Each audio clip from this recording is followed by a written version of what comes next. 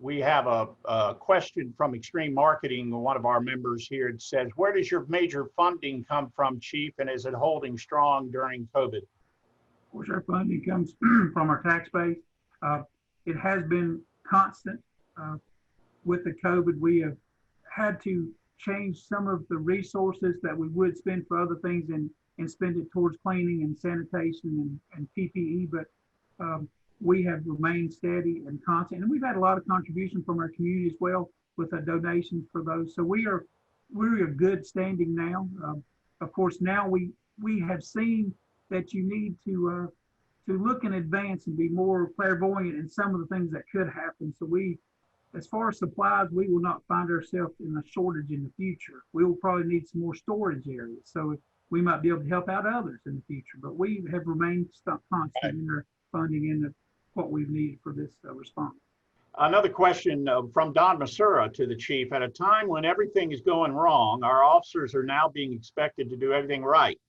What are you doing to prepare your officers for the increase in stress that they may be experiencing? Well, we're a small department, so we get to know one another, the family makeups, open communication lines. We try our best to make scheduling a priority, but to be honest, not only are we seeing the stressors of what we're seeing on the national scene, we're actually short as well. We're several officers short, actually 9 officers short total. So our officers are being asked more than what they typically would be. But what has happened in our community is, I think we're unique in the fact that the rapport and the inroads we have built, relationships within our community over the years, has allowed our community to have a better knowledge of our police department and realize the way that we respond to issues. So one is getting to know the officers, providing them relief when we need to, but we're just really trying to do our best and serve. And we're asking a lot more of our men and women now than we have in years past, just because of everything that's going on. But we're constantly looking for ways to change for ways to do things better and more efficient. Well, Lanice Lynch asked, do the officers have to get mental health checkups regularly, and in addition to that, do the officers wear body cams? Okay. The mental health checkups, we do a psychological evaluation pre-employment, and we have a good gauge of the individual's makeup. Then at that point, we monitor. If we see something, we have employee assistance that we offer them.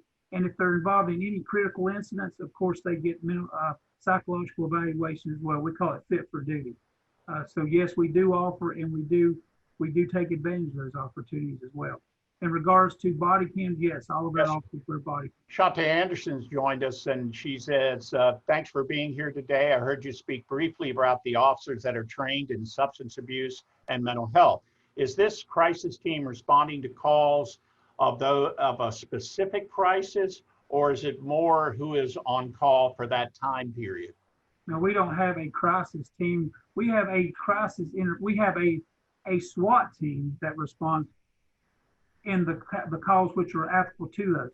We don't have a crisis team that responds to every call. No, we have a crisis intervention training that some of our officers have attended, but no, we don't have specialized teams that go to those individuals.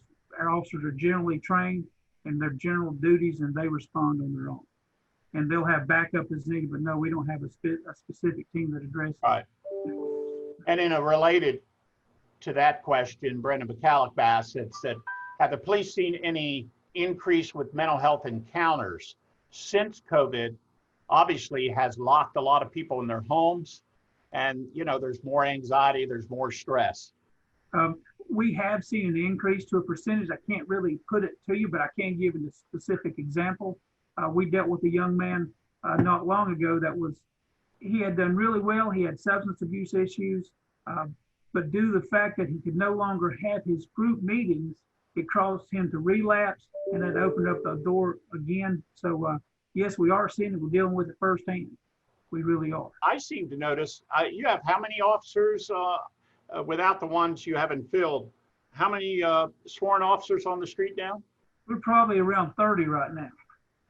I seem to notice, I don't know whether anybody else has noticed, but I guess I've noticed, and I've met several women officers that are in uniform now. It seems to be more. Are you getting more applications from women and minorities to serve as patrol officers or even staff? We were up till what we're facing on a national scene, of course, with Mr. Floyd, what happened there.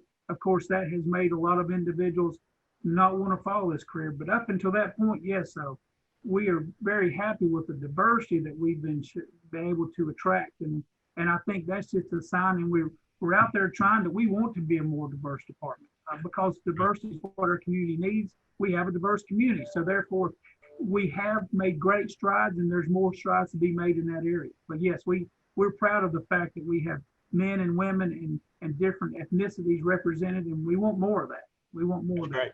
So I would encourage any of you, if you know anyone who would like to pursue this career field, please send them our way. We will start in January a new school, and actually we have a program now. It's a stipend program where we will pay individuals to go to school.